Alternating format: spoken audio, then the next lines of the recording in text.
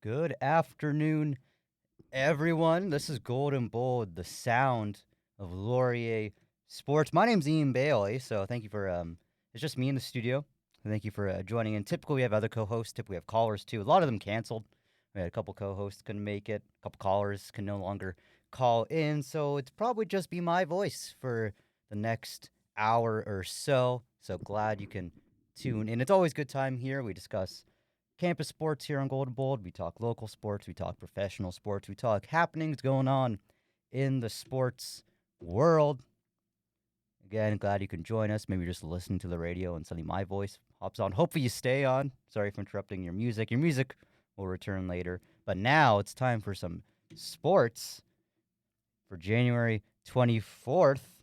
The men's hockey team for Laurier Golden Hawks men's hockey team in action yesterday morning, Thursday, 11 a.m. puck drop. Uh, Atypical time for a hockey game, but a fun time nonetheless because it was a school day game. What's a school day game, Ian? School day games when they bus in all the local elementary, public schools, and they bus them in, and they get like the afternoon off school, and they come in with signs and pep, and it's an incredibly busy time, incredibly high energy. I understand how children that small can have so much energy in them, as it was over 3,100 people in the rec complex to watch your Golden Hawks, and they did not put on a show. The visiting Waterloo Warriors, Battle of Waterloo. So it's great to have Waterloo schools in, because Laurier and Waterloo, two schools, two universities in the Waterloo region. And oh boy, the Warriors just scored and then kept on scoring. It was 4-0 Warriors, and it was a disappointing showing for the Golden Hawks, but for the men's hockey team on campus, it's been a disappointing season, to say the least. And I can be a bit more crude or a bit more, opinionated here on the sports show. Can't really. I was commentating the game yesterday, and it can't be too negative. So instead of just being negative, the Golden Hawks just be more, complimentary of the Waterloo Warriors, because they did play a great game. But here I can kind of let my true feelings out and don't have to worry about live professionalism. The Golden Hawks just played a bad game, and almost every single Warriors goal was off defensive turnovers, off of defensive mistakes, off of careless and unnecessary plays by the Golden Hawks, mainly defensive line. There were some offensive turnovers too, but offensive turnovers don't bite you as much as defensive turnovers. If you're going to turn over the puck, you want to turn over 200 feet away from your net, not 2 feet from your net. So offensive zone turnovers, no one likes turnovers, but they're going to happen, especially when you're trying to make something happen, make a play happen. Maybe try to force a pass when it's not there. Offensive zone turnovers happen. Where the problem is defensive zone turnovers, and the Golden Hawks just had an absolute slew of that. The game was littered with that, and I'm surprised the Warriors didn't put up more tallies. Warriors won 4-0. Golden Hawks did not put up a single goal, and of course it was me along with Dan Plizchik of the athletics department, on the important people part of the athletics department. He was on the call with me too, and we were trying to kind of find something positive to say about the Golden Hawks. And we're like, oh, great crowd. Hopefully some of these young kids, they turn out to be Golden Hawks fans. Hopefully this game inspires them. And it's hard to kind of run that a storyline if you don't even score a single goal and you get shut out on home ice. So a very disappointing showing from the men's hockey team, but has been a disappointing season for the men's hockey team. Only 4 wins on the season. They're 4-14 or 4-15-3 now from that loss yesterday. They're bottom of the West Division. They're second last overall in the OUA. They've only won against Brock, RMC, York, and Lakehead this entire season. Of course, only one win in the calendar month of January. That was the Lakehead win. And again, they're second last overall in the OUA. First last in the West. Of course, second last overall. Last overall is just the one win from RMC. And they have 11 points. They're way, way out of the playoff picture, looking to salvage something out of the season. They're not mathematically, the men's hockey team isn't mathematically eliminated yet. For them to make the playoffs, though, it would require every team above them to never win a game again, ever. So basically, kind of like, the Buffalo Sabres of the NHL is our men's Golden Hawks. And it's a shockingly poor season compared to last year. Yeah, you lose a great starting goaltender in Christian Prop, who was a star of last season for the Golden Hawks. But this season, you still had a lot of returning players. You still had a lot of impact players: Patrick Brown, Sam Rhodes, Isaac Suklo on the D line, Kilborn getting the A this year on the D line. Now Leonard uh, there on the top line too, and this was a team that was a playoff team last year. They won the wild card game and they got into the playoffs last year. Of course, they eventually did bow out. But this Golden Hawks, you expect them to be around that wild card game, that 5, 6, 7 range out of 10 in the West, and they're 10th in the West. They're last, and they haven't really been anywhere close to the playoff line since the start of the season. And it's the story of the season has been careless defensive turnovers. Sometimes it looks like it's a team of entirely Justin Halls out there. Leafs fans, you know what I'm talking about. And they're also incredibly undisciplined too. They're the most penalized team in the league. They have the most times on the penalty kill with a man advantage when you get taken off for a penalty. And even last game, like it was a hard fought game. It was a chippy game. I like seeing chippy game. I'm not anti penalty. I'm not anti rough housing. I like that. When I played sports, I was often kind of a bit of a gamesmanship guy too. So I enjoy the game within the game and the chirping and the roughing and the after whistle extracurriculars. I enjoy that.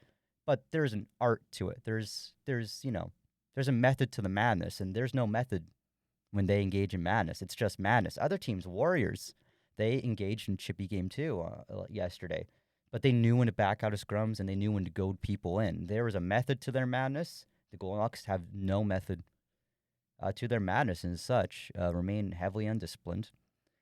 Take a lot of careless penalties, a lot of ill-timed penalties, and when they play 5-on-5, it's turnover galore. It was and that's not to say like they're like I don't want to say they're a bad team because that's a bit dramatic. Because they have won games and they've also lost some close games, and there have been some games I've called, which they've played well, but yesterday they just did not play well. They had their chances. Not saying they were completely stonewalled. They had their chances, but Anushka, the Warriors goaltender, fantastic game. His second shutout in a row. And Anushka was playing well. He saved, I think, 48 for 48 shots. But the Golden Hawks, they had their chances. When they finally had good chances, Onushka was there. Or they also just missed the net. Like Bobby Uecker would say, just a bit outside as they missed the net a lot of turnovers. And a men's hockey team for the Golden Hawks on campus just not getting it done when they need to. Moving on after that bit of a men's hockey team rant, I was holding on to that, I guess. It's a bit of an expression of distaste for the Golden Hawks season. The women's hockey team doing much better. They're 11-6-0-1. They're good for 30 points. That's fourth in the West, comfortably fourth in the West. Of course, they played last weekend at home versus the visiting Western Mustangs. Of course, they won that 5-1. And they also play tonight at Western. So they played home against Western, and now they go into Western to face them. They play tonight. Of course, Western is below them in the standings, especially in the West. They're 7-11-0-1, good for 20 points. That's last in a rather packed or tight West conference. Of course, they play tonight at Western and then play tomorrow night in Windsor against the Windsor Lancers, who are 11-4-3-1, 34 points. So 4 points ahead of the Golden Hawks, good for third in the West. So you have fourth in the West versus last in the West tonight, and then you have fourth in the West versus third in the West tomorrow night. So it'll be an interesting weekend. See how they fare. If you're looking for varsity sports playoffs to watch, women's hockey are probably will be most likely, if things stay the course, will be in the playoffs. Men's basketball and men's hockey aren't, unless again every team ahead of them, just loses everything ever. Then it'll just be women's hockey. Men's basketball and women's basketball also might be in there. Of course, a couple weeks ago, I was saying like if you're looking for a playoff, uh, Laurier sports to watch, keep your eye on women's hockey. That's probably likely the only team that'll make it to the postseason. But women's basketball, men's basketball, have been on a run lately. Women's basketball, they have a 3-game win streak going on for the women's basketball team here at Laurier. Of course, Algoma came to town last weekend to face both women's and men's basketball programs. And Algoma's basketball teams aren't very good. I'll leave it at that. The men's team hasn't won this season. They're 0-14. That is 0-14 is like a mid 80s Neil Young album. It's just not a good record at all. The women's team has won once for Algoma Thunderbirds. So combined women's and men's basketball teams, they've won once this entire season. So you expect the Golden Hawks to win their pair of matchups last weekend, and they did. Women's basketball, of course, 81-63 that Friday night. Of course, capped by Janet Enge's just absolutely terrific performance. And then they also won the next night, 85-48. So of course, that's 2 wins. And then they won previously earlier this week, 72-50, visiting UFT. So they're riding a 3-game win streak with 2 wins against Algoma and 1 win against the UFT Varsity Blues. They play tonight. Women's basketball play tonight versus Waterloo. That's also at the athletic complex. So that's right on campus. If you're looking to watch some basketball, head on over. For women's basketball, they take on the visiting Waterloo Warriors, University Ave rivals, tonight at 6 p.m. Laurier has improved to 7-8. Waterloo's 6-8. This is a battle of 4-5 in the Western Division of OUA women's basketball. Men's basketball on tap for Laurier. They play tonight as well versus Waterloo Warriors. The women's play at 6 Athletic Complex. The men's play at 8, also at the Athletic Complex. A bit of a 2-for-1 if you want to go over and watch some basketball on a nice Friday night. Of course, men's basketball also had a 3-game win streak, but that was cut short by their visit to UFT earlier this week. So women's basketball riding a 3-game winning streak into tonight's game. Men's basketball coming off a 3-game win streak, but having lost the last game to UFT on Wednesday. Of course, their 3-game win streak was started by 88-73 win versus the Lancers before Algoma came in, and then Algoma came in last weekend, and they put up 105-60 over Algoma. They crossed the century mark there, as Algoma's average points against for the men's team is above 100. Algoma Thunderbirds. What a program. And then Laurier decided to take their foot off the gas pedal the next night, Saturday night, this most previous Saturday night, 69-37, which, again, a very low-scoring game. To drop 105 on one team, to only manage to get 69 the next night. They're taking it easy. Definitely the word in that locker room was just take it easy. We know we can probably beat them. So just take it easy. Relax. Don't push yourself. Let it save us up for UFT, which they did lose earlier this week. Laurier 6-9. The men's basketball team coming into tonight's game. Waterloo, the visiting Waterloo Warriors, who they're facing, is 5-9. So Laurier and Waterloo, both women's and men's basketball teams, pretty similar in the standings, pretty similar records. Of course, in both instances, Laurier only having 1 win over Waterloo. Women's Laurier 7-8, Waterloo 6-8. And Laurier men's 6-9, Waterloo men's 5-9. And those men's teams are 3-4 in the West. So Laurier and Waterloo, twins in the standings, twins in the record, as they're right by each other.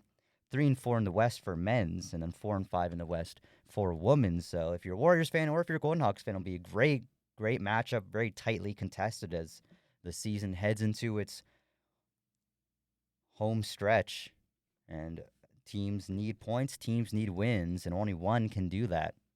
We'll see which one ends up on the winning side of the score sheet tonight. Moving on from campus sports.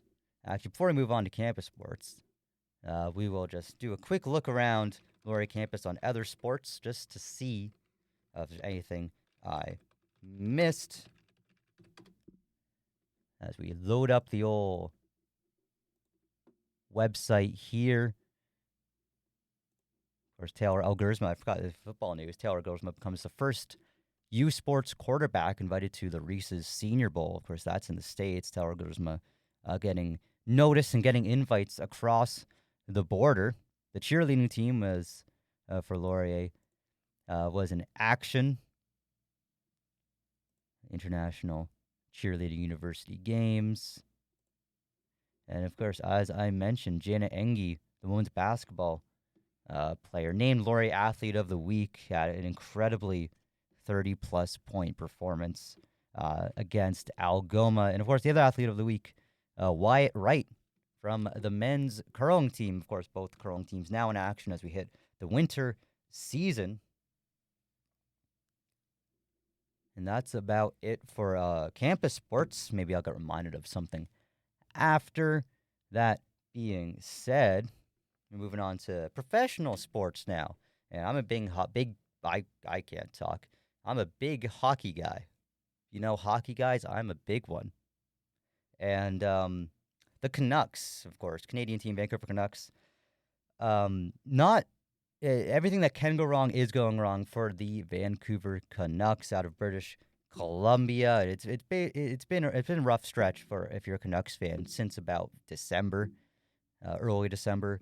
Of course, you had Elias Pettersson, JT Miller. I'm sure every Canucks fan is tired of hearing about it, but it is a very interesting story. I think I mention every week on the show just how kind of unorthodox and strange this story is, because we've really never seen anything like it, at least recently, where such a public conflict between two star players, and where it's kind of reports saying it's basically inconsolable, and the team's looking to get rid of one of those players, looking to trade one of those players. And over the past week or two, it's been clear that JT Miller, if the Canucks are going to move one of those two feuding players, it will be JT Miller. And JT Miller, again, has the more movable contract. He has a no movement clause in his contract. He has to approve any trade, any roster movement he is a part of. But he has a lesser contract, and he is the older player. And Elias Pettersson, his production's not where you want it. Simply not where you want it. But he's getting paid the big bucks, and he is, I think just 25, 26 years old. So he still has a lot of time to improve and get back. And it would just be quite a strange, and any trade where they trade Pettersson they would lose that trade, because Pettersson, he's such a good player, such a talented player, that he will bounce back from this, and so you can't really get rid of him. He's too good not to come out of this slump. Miller, of course, making $3.5 million less than Pettersson. His production is about just a bit less than point per game, which is better than Pettersson. And that's where you kind of expect him. He's not lighting the world on fire like he has in seasons past, but his production hasn't been awful.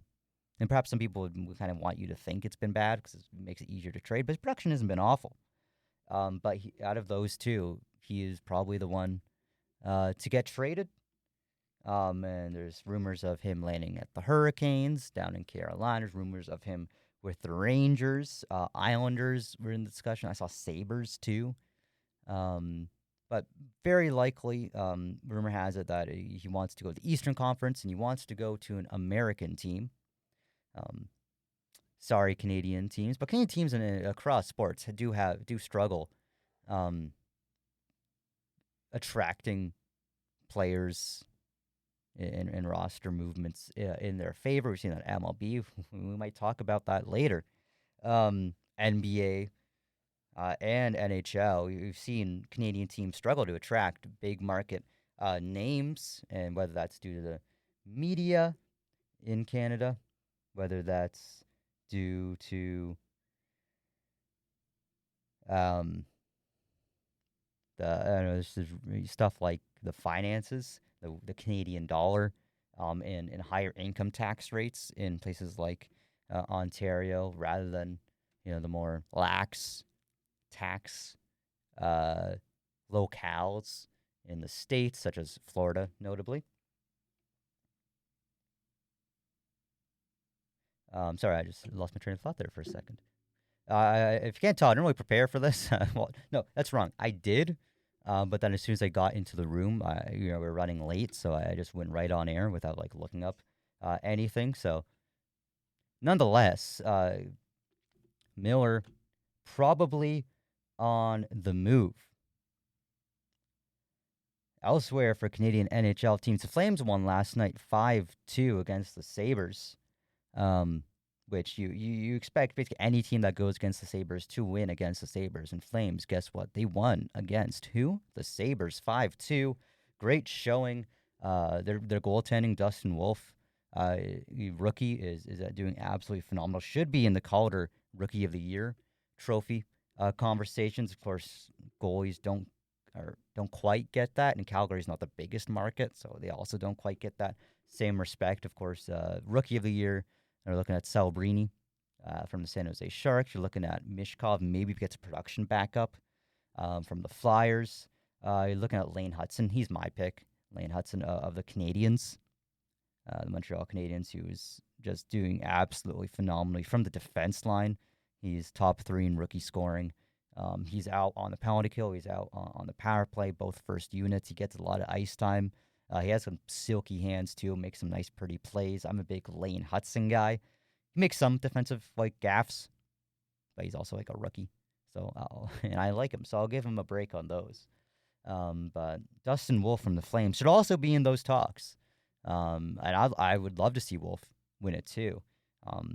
I would love to see Hudson or Wolf really take that home. Hudson, of course, will get the more of the conversation because he kind of came out of nowhere, and he is a skater. He's a defensive line. He plays both offense, defense, power play, penalty kill. Goalies, Dustin Wolf has had some experience before. He's still eligible to be in the Rookie of the Year nomination. And he's also, again, a goalie, and goalies, do suffer losses. And I think, oh, well, he's lost a couple, it's a weird thing with goalies. Goalies very often aren't considered for non-goalie awards. I think the last time MVP, the Hart Trophy, went to a goalie was like Carey Price 12, 13 years ago. And there's only been a handful of goalies to really ever win non-goalie awards. Rookie of the Year occasionally. I think Rick DiPietro might have won Rookie of the Year back in like 2000. That was a goalie. And then Jose Theodore, I think maybe won MVP, and Patrick Waugh and Dominic Hasek won MVPs. But really, since maybe the 2005 post-lockout, so 05, 06 season, I think the only goalie to win, an MVP was Carey Price. So goalies very often not considered for non-goalie awards. I would like to see Dustin Wolf get considered for Rookie of the Year.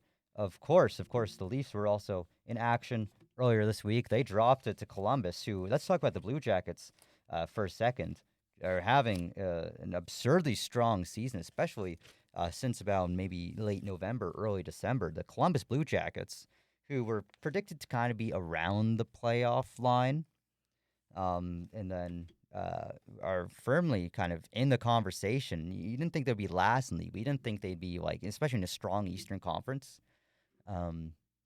But that strong Eastern Conference that we all thought was going to be strong going into the season is no longer strong. It's quite weak for some teams. Of course, teams, your perennial Leafs and Panthers and Devils and Hurricanes, they're all in the mix. They're still on top of the East. But people like the New York Rangers are out of the playoff line, near the bottom of their division, near the bottom of the conference. It's just shocking to see how far the Rangers have fallen down. Penguins are getting older, and you're looking see if Crosby, Malkin, and Letang can kind of find that spark. And again, Crosby is timeless. He's still doing really well this season, but they haven't been able to catch up. And you think the Penguins are probably a wild card team. They look like they're getting out of that race, and they'll need something to turn on quickly to keep up in that wild card playoff line. Again, not Crosby's fault. Crosby is amazing. Tristan Jarry, the goaltender, has been very weak. He's getting paid $5 million a year. He's been put on waivers, sent down to the minors, I think once or twice this season. So just not what you want to see out of a starting goaltender who makes the big bucks. So Penguins and Rangers pretty well out of the, the the conversation. Senders are trying to keep their way in it. Canadians had a strong push lately. They're trying to keep their way in it. Um, and really, it's Columbus who has maintained. Again, Canadians went on a run. Senders went on a run earlier this month, but Blue Jackets are the one who's still on that run. And Blue Jackets look like they're making the playoffs if they can keep it up. And also, they're a dangerous team. And also, they've beaten strong teams on this run. So they look like they're a very well structured, very disciplined team who can be dangerous in the playoff. They look like a strong playoff team. And it's strange to say that when there's teams not on top of the standings, to say that they're a strong playoff team. But that's what happens. And I'm sure if you're a fan of NFL, NBA, MLB, you look at those teams that are not on top of the standings, but they're going to be hard outs, which hard outs of the playoffs. It'll be hard for a team to knock them down in a 7-game series or in a one winner take all NFL game. You can just kind of tell those teams, again, they're not flashy. They're not getting all the wins that you expect. They're not on top of the standings, but they're going to be a hard out. You're going to have to really fight to knock them out because they're so passionate, so disciplined, so structured. And come playoff time, that's really all that matters. They're defensively sound. They've got a really harsh, strong forecheck. They can really clog up that neutral zone. Those are the type of playing that, might not get you all the wins in the regular season, but you're a team that can really perform in that playoff style of competition. And Blue Jackets kind of look like that for me. I think they might be dangerous come playoffs. I don't think they're Stanley Cup champions, favorites. I might say this week, and then 2 weeks from now, they might be out of the playoffs after dropping 6 in a row. But I think if they make it into the playoffs, I can see an upset win in the first round. I can see them pushing the second round to 7 games. I can see them making it a few rounds. So I think the Blue Jackets are and might be a dangerous team. Are they able to keep it up? That's the question, though, because they haven't really been in this position for the last couple seasons. So if they're able to keep it up, then I have faith in the Blue Jackets. Again, not to go all the way, but the Blue Jackets might be dangerous as we actually might have a caller. I'm going to organize that, so there might be periodic pauses in my talk here, but we might have a caller soon. I need to get that set up. I thought we weren't. I thought it was going to be my voice for the next 20 minutes, and you guys would just have to deal with it. But we might get another voice in here, so that's always nice. I can't spell. I say, "Are you good to go?" And I think it typed out, "Are you good night, grandson?" I love spell check. I wish I could spell. I'm 21 years old. I can't spell. It's okay. I'm with you. It's all right. We are going to try and get this all set up here. So I'm going to put some soundboard on for you.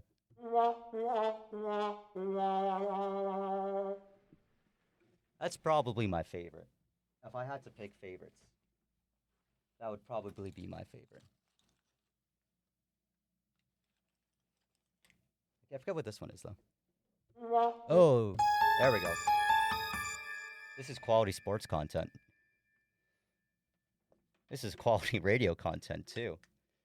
Jack, give me show of the year. As I find my way to plug things in,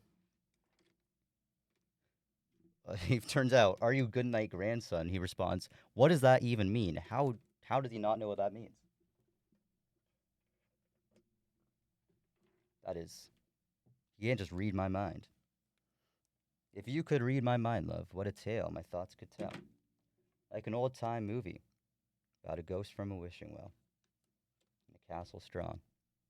Gordon Lightfoot, we love Gordon Lightfoot here on this show. We've talked about Gordon Lightfoot on the show. We've suggested that Gordon Lightfoot and Stompin' Tom Connors, both notably have passed away, should have a halftime show on this radio show before. So that's what we call in the industry a callback. As we are going to take a caller if it goes through.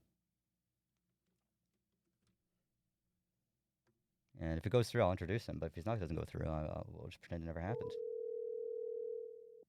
That's loud. All right. Good to see it's working. Waiting for him to see if he joins the line. If he doesn't, then we'll move on from NHL and we'll talk about NFL playoffs and MLB, well, not MLB, the Cooperstown, the Baseball Hall of Fame, also getting some action in the sports world. We'll talk about that. Awesome. Voicemail. I love it. I love when people don't respond after saying they're good to respond. Nonetheless, I'm going to pull up some stuff about the Baseball Hall of Fame. Of course, that's making news. Of course, if you're a baseball fan, um, you're always interested in the Hall of Fame, and Hall of Fames across the sports world are always kind of bathed in controversy. And the baseball one, especially because baseball such a has a history of controversy. I mean, every sport does. Every person has a history of controversy, especially public figures, especially sports stars, especially professional athletes.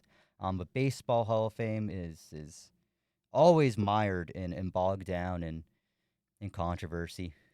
But that's kind of the appeal of being a sports fan, is being passionate about the hits and the misses and the inclusions and the disinclusions of Hall of Fames. As we were getting him back on the line here, as I kind of set up a baseball Hall of Fame. Is he on the line? Try again. Is he on the line? Oh, There I we said go. he sure is. He is on the line. This is, of course, a fairly common caller into our station. This is Jackson Lee, of course, a friend of mine. Of course, he's up in Sudbury. He does CKLU sports show, so it's always fun to have a host of one sports show join a host of another sports show. And topic of the conversation, as we got you on the line here, was the Baseball Hall of Fame. Of course, some look like locks this year. Some might even fall off the ballot. Of course, voters need to vote a player above 5% through all the ballots to keep them on the ballot for next year. There are some at risk of falling off. Notably, one of the key Blue Jays members of the mid 2010s Blue Jays teams, Russell Martin, the back catcher, is projected to fall off the ballot. Do you think that it, do you think Russell Martin's a Hall of Fame player or no? Well, it's not even a matter of projected to fall off the ballot. He already has fallen off the ballot, and it's he only receiving, I believe, it was 3.5 or 4% of the votes, which to me, not only just as a Blue Jays fan, but as a fan of baseball entirely, is just a complete travesty. I think if you look at the history of the position throughout, like, modern times, historically, whatever, you got to put Russell Martin's name in the conversation with these guys that to many people seem like complete Hall of Fame locks. This past year, we saw Joe Mauer, Minnesota Twins catcher and first baseman, get in his on his first season in the ballot. And to me, I like that pick. But I look at a guy like Russell Martin who brings so much value to the defensive side of the catcher position, probably the most important defensive position on the field.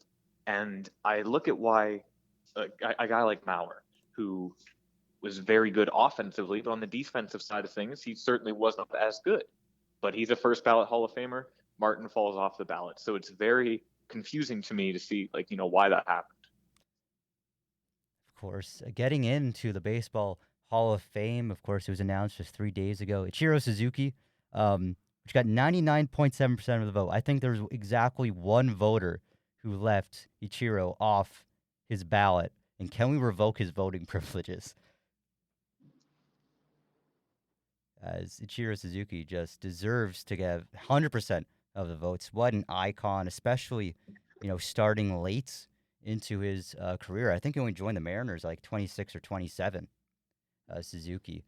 It's just a travesty he does not get the full 100%. Of course, media writers and sports writers always have to be quirky and not vote for the, you know, oh, look at me, I didn't vote for the popular vote. But they did a popular vote for a reason. Cheers Suzuki should have got 100 votes, or 100% of the votes. Makes me mad that he did not. CC Sabathia, 86.8% of the votes. He also gets in, also on his first go around into the Hall of Fame. Terrific pitcher, broken pitcher in the MLB games. Always liked picking him. And Billy Wagner gets in his 10th and final year of eligibility. So Suzuki, Sabathia, and Wagner make it into the Hall of Fame. Jackson, what are your thoughts on that? Well, I think when you're looking at a guy like Ichiro, and I heard what you said, and I hate to contradict you on your own show, but Did I say something This was is a wrong? What did I say? well, he didn't say anything wrong to say. It is, of course, a matter of opinion. But if I had a vote, and this may be You would why I not vote don't, for Suzuki? That it's not that I is wouldn't. It's not that I wouldn't vote. okay. Okay, It's that I'll hear you out. I don't. If there is someone out there who deserves 100% of the votes, I would say it's not him. I Who? think there are so many better candidates that have not. If we look in past years, you look at guys like Ken Griffey Jr., you look at guys like Adrian Beltre, you look at guys, so many people. I think the only two, or the only one actually, that's ever had 100% of the vote is Yankees closer Mariano Rivera. And while I do like that pick, even, I just think there are so many better options for this sort of thing. You look at guys like Andrew Jones, who haven't even made it into the Hall of Fame yet, despite being the best defensive center fielder the league has ever seen. And I'm back on this whole defense thing. Maybe I overvalue it a little bit. I certainly value it a lot more than most of the Hall of Fame voters. But we look at some of these legends of the game who have not been 100% of the vote that absolutely should have been. Some legends of the game that haven't even made it into the Hall. And we're talking about Ichiro Suzuki, who, mind you, legendary player in his own right. But if we look at his statistics, especially if we look at his, post age 30 season, because he only really spent 4 years in his 20s playing in Major League Baseball, the stats really do not jump off the page at me. But he's a baseball Hall of Fame, and his work in Japan is legendary. And he's still again joining the league in his late 20s, still past the 3,000 hit club. He still set a single season record of 262 hits, 2004, 311 career batting average, won the Rookie of the Year, won an MVP on the AL, 10-time All Star, Gold Glover. I think Suzuki is one of those players. And also like an icon of Japanese baseball.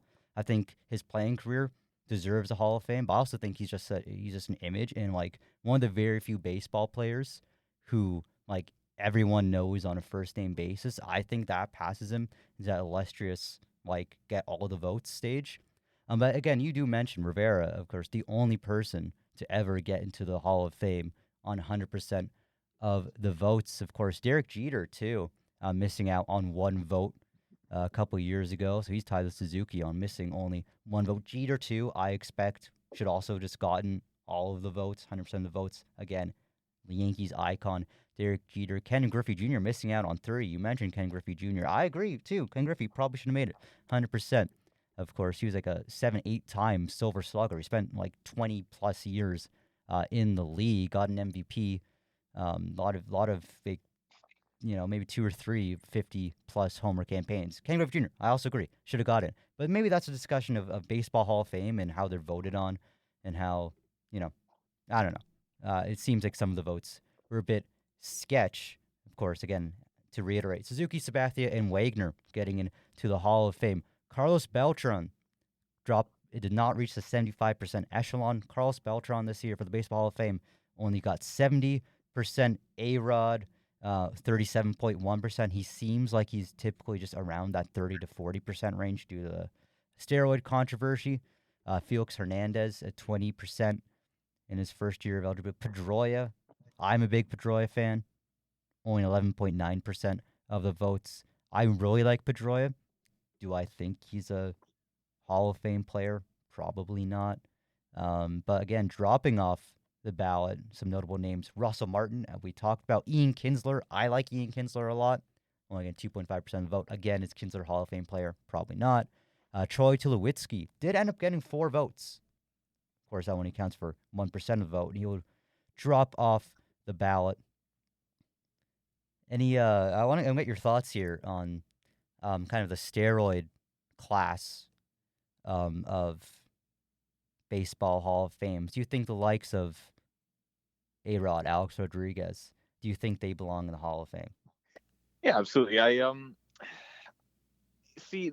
Again, this is where my opinion differs from that of baseball writers, and I think it's definitely a tricky one because you see guys like David Ortiz, who is another complete first ballot Hall of Famer, who himself had some steroid controversies in his career, but through his character, his time working in MLB media has seemed to sort of created a better name for himself amongst the baseball writers across America. Um, Whereas a guy like Alex Rodriguez, while he is in the process of doing that, I feel like between his character while he was playing and the steroid controversies, especially the covering up of said steroid controversies, which is, I think, part of why guys like Barry Bonds and Sammy Sosa aren't going to be in the Hall of Fame. I mean, if you look at them, like if you look at these players, even before the steroids, like if you look at Barry Bonds is my favorite example because he is far and away the greatest baseball player to ever pick up a bat. He truly is, and he would be the best baseball player ever if he didn't pick up a bat. I mean, he's 400 on base percentage, like 120 intentional walks in 2003, just absolutely ridiculous numbers that we will never see again.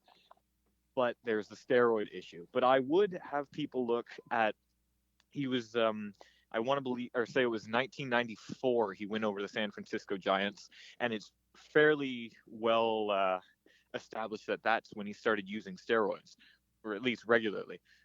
During his career with the Pittsburgh Pirates, he still racked up a very, very good Hall of Fame career in those 7, 8 years before he ever started using steroids. So I think with a guy like that, you could absolutely make an argument. But when you get into the Sammy Sosas and the Mark McGuires and the Alex Rodriguez's, who really don't have that kind of disconnect, there really isn't any way you could justify it.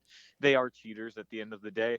And I feel like that sort of thing would reflect poorly on the Baseball Hall of Fame. Yeah, it's tough because you want to kind of keep up your reputation as being like for pure athletes of the Hall of Fame. But again, those players, I mentioned Barry Bonds, the likes of that, like purely statistic. Yeah, they used performance enhancing drugs. So there's no two ways about it. But they were good baseball players. You mentioned Barry Bonds, of course, before going on those PEDs, was an excellent player. And so that is an interesting conversation there.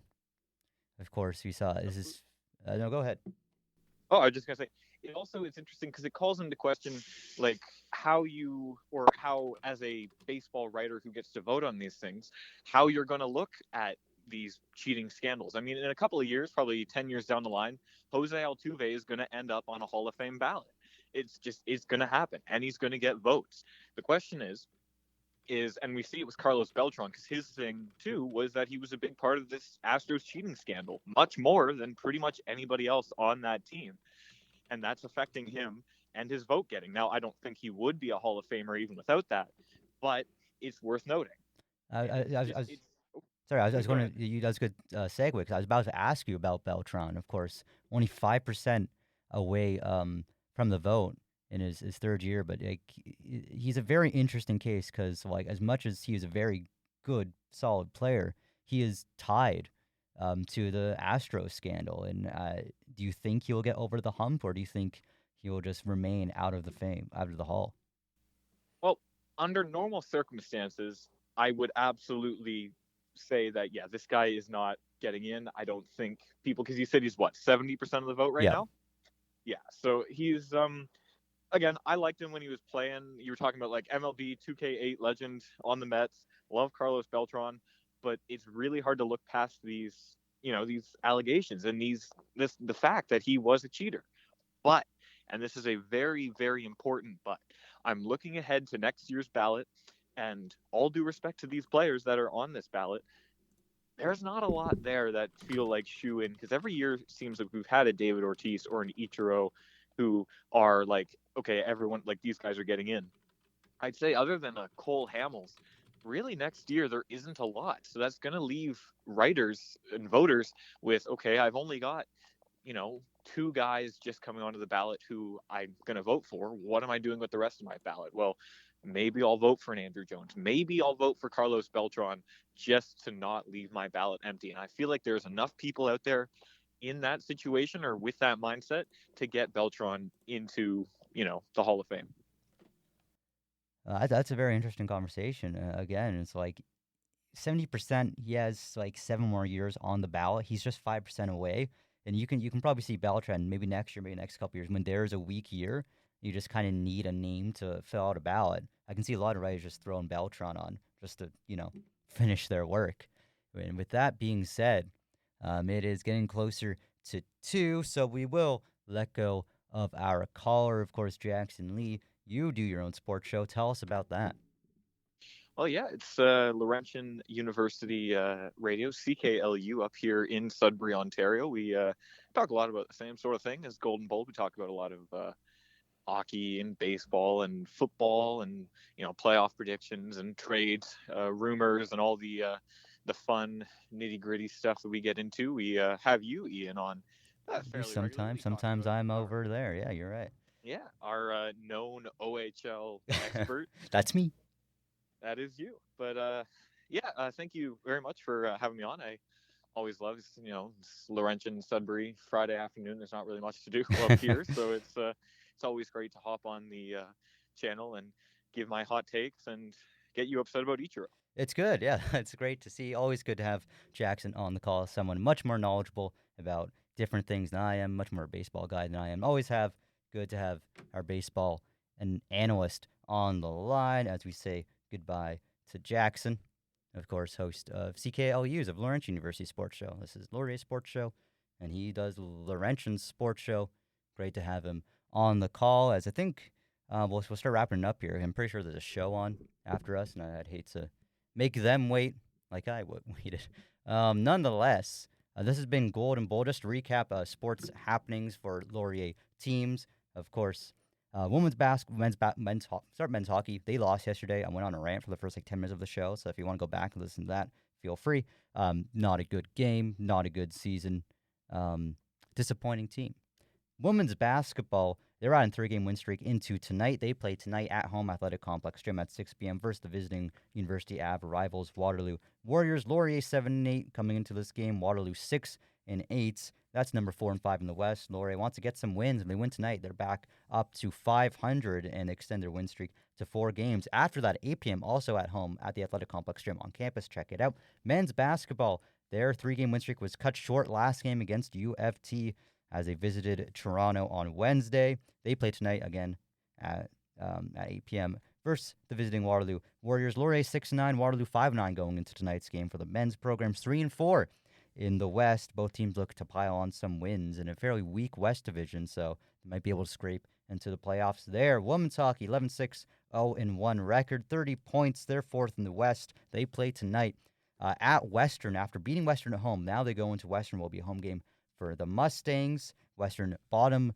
of the West. They lost to Laurier 5-1 last weekend. So women's hockey looking to keep up that momentum as they headed tonight against Western. You catch that OUA TV, and Radio Laurier will host the basketball games. And again, the women's hockey team also plays tomorrow night too, also on OUA TV. That's a road game against Windsor.